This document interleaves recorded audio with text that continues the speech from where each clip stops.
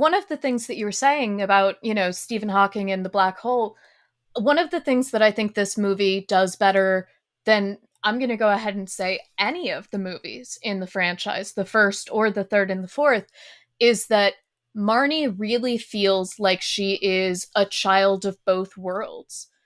She tells Aggie, maybe we should start your training in the internet and things like that.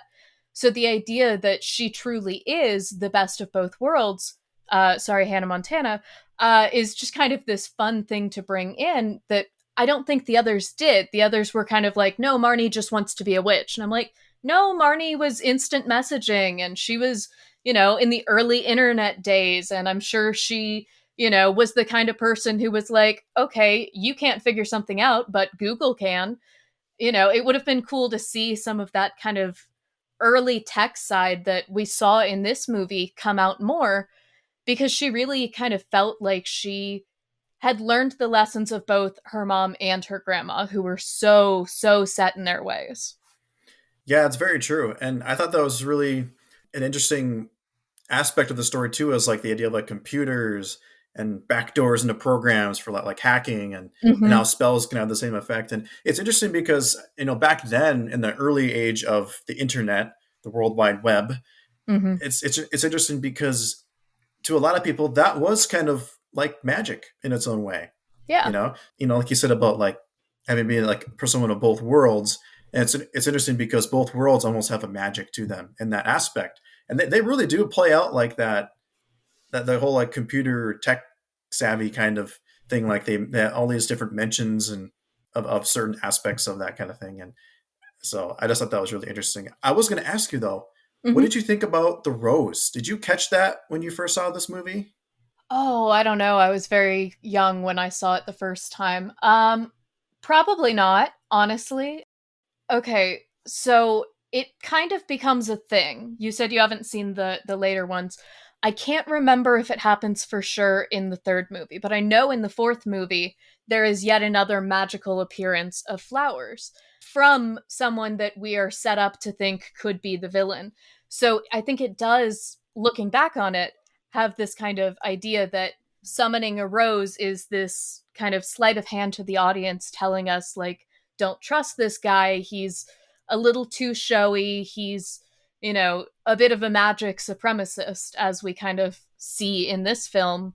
So I don't know that I caught it in the moment, but it's been an interesting thing to kind of see develop, later in the movies, because KALABAR'S original calling card with Gwen. Yeah, I thought it was a fun tie back to the first one. I of course I'm older now than I'm not a kid, but I did catch it when and it may have also been because I watched both of these movies back to back when I was getting ready for the podcast. I just rolled right through back to back, first one, second one. And speaking of Calabar, that concept of the gray spell, where which is, to me, I kind of took that as like it's their way of having them make fun of humans, like humans make fun of Halloween characters by wearing costumes during Halloween in the mortal world. So that's that fun kind of dichotomy that I think that it's those kind of things and aspects in the story that I appreciate. Like I've always said that the best kids movies are the ones that adults can enjoy as well. You can watch as a family, because I believe in the idea of, when you make a kids movie, it shouldn't necessarily be a kids movie. It should be a kid friendly movie. So everybody can watch. I've always been someone who's been, I shouldn't say critical of George Lucas. I've always been fascinated by him, but I always find it so bizarre when, like there's a quote of him saying that he makes Star Wars for 12-year-old kids. And my response to that is, but why do the 12-year-old kids get to be the only ones who enjoy the prequels? I don't, like sometimes I find that kind of bizarre, I guess. But the things about this movie that I really enjoy are those kind of details and things that are thought out in the story. Like you have to come up with Trappa, which is a part backwards, stuff like that. How they got to think of these context clues to figure out certain things. I really, really appreciate it in this movie compared to maybe the first one. Not that the first one is bad or anything, but you're kind of more along on the journey, I feel like, on the first one. You're still learning everything. I don't know. That's just kind of my thoughts on it, I guess. Yeah, I'm very much on the bandwagon of, we shouldn't treat kids like they're stupid.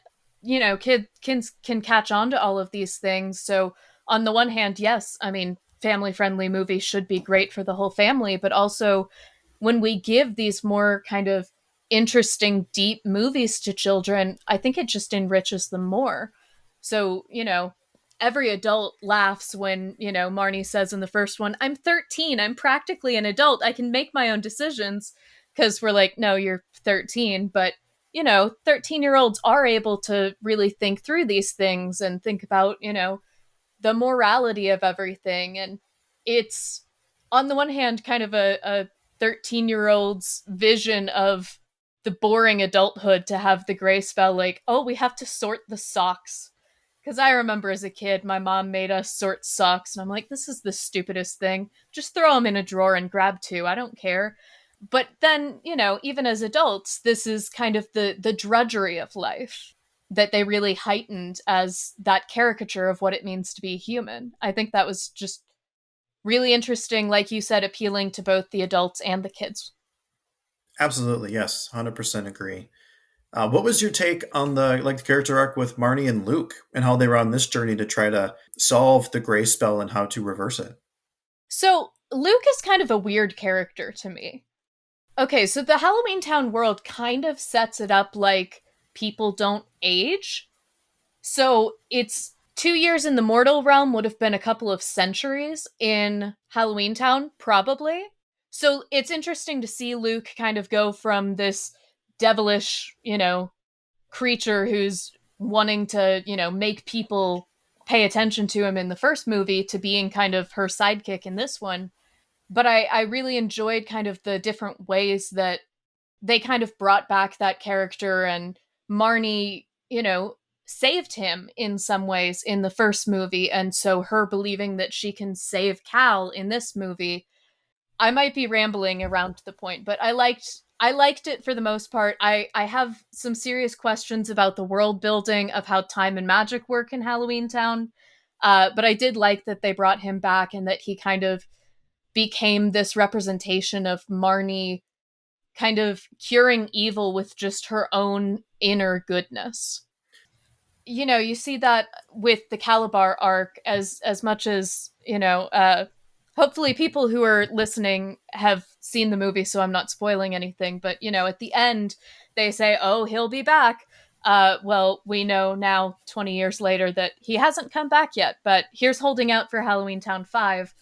There definitely was a little bit of that kind of break where the Calabar storyline kind of finished, Luke's storyline kind of finished. Although it would be nice to see him as the bus driver or something just popping up again. But yeah, it is a little unfortunate that the third and fourth kind of disconnected from some of those great continuities that you were bringing up. Yeah, maybe Halloween Town will pull a Halloween franchise move and they'll go back and make sequels after the second one or first one, right? They'll just go back and make more, but everybody's way older now, right? Like, Yeah, I mean, it's funny you mentioned that. I was actually thinking explicitly about the, 4.5 timelines of the Halloween franchise in respect to Halloweentown. I think a lot of fans would be perfectly fine accepting that, like, the fourth movie didn't happen, or, hey, Halloweentown is Disney and Disney's MCU and, everything. So let's just call it a multiverse. We could definitely kind of set up that fifth movie, which if you've been checking up on the cast social media pages, Kimberly J. Brown literally said like 2 days ago that she was down for the fifth movie. And the fans are definitely still here for it. And I think, given how much people have responded to Hocus Pocus 2 coming back so many years later, I definitely think a Halloweentown 5 or a Halloweentown 3, excluding two of the movies, or something like that could definitely have potential. Disney, if you're listening, I do like writing and I do have some good plans for that. But I think you could definitely get some good angles for follow ups or multiverse or whatever you want to throw into that. hey, you heard it here first.